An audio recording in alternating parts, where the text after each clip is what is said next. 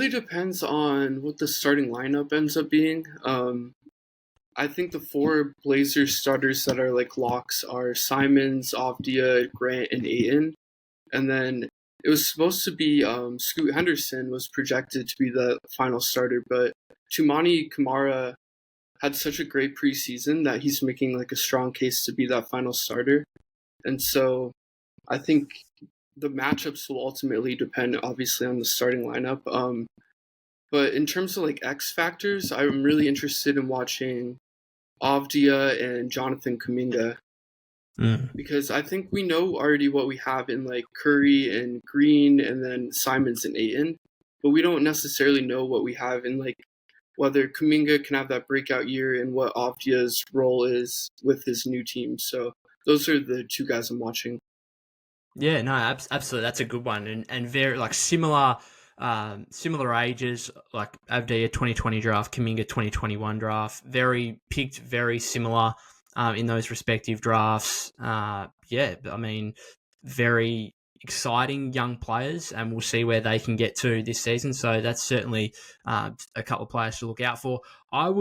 My kind of matchup would probably be Trace Jackson Davis and the combination of Ayton and Klingon.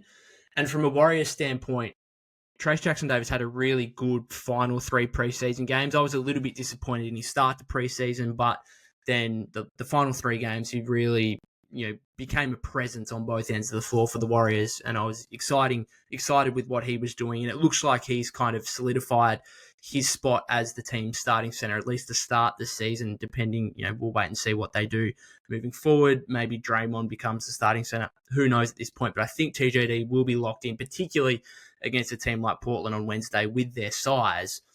Now, the last time we actually saw Trace Jackson Davis in a meaningful game was in the play-in tournament game against the Sacramento Kings at Golden One Center last season.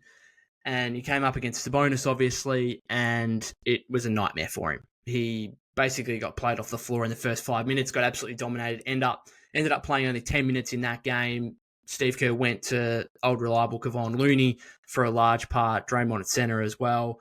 And that was just a really disappointing finish to the season for Trace Jackson Davis. And while he had a really positive and impressive final three games of preseason, I'm still a little bit concerned about him playing guys that have got a few, like he's 6'9", and playing against genuine 7-footers who have got some offensive skill, right? And can kind of work him in the post a little bit. That first preseason game against the Clippers, Ivica Zubac, who is a solid, maybe above average starting center, but like he's not a star by any means, but he was giving Trace some work. And I'm looking at this matchup and seeing Ayton and Klingon, and I'm thinking, okay, if Portland want to win this game, and if Portland do win this game, it might come down to, Ayton going for 25 and 12 or something, or Klingon coming out and having, 10 to 15 rebounds and a few block shots and really dominating that individual matchup. So that's probably the one that I'm looking forward to the most from a Warriors standpoint, because I want to see if TJD can respond from that playing game last season, and if he can really take it up and compete against genuine 7-footers and be the real anchor of a defense for Golden State. Hey guys, thank you so much for watching. If you like this video, then you can check out the full episode of the podcast here. Otherwise, make sure to like and subscribe for more Warriors content throughout the season.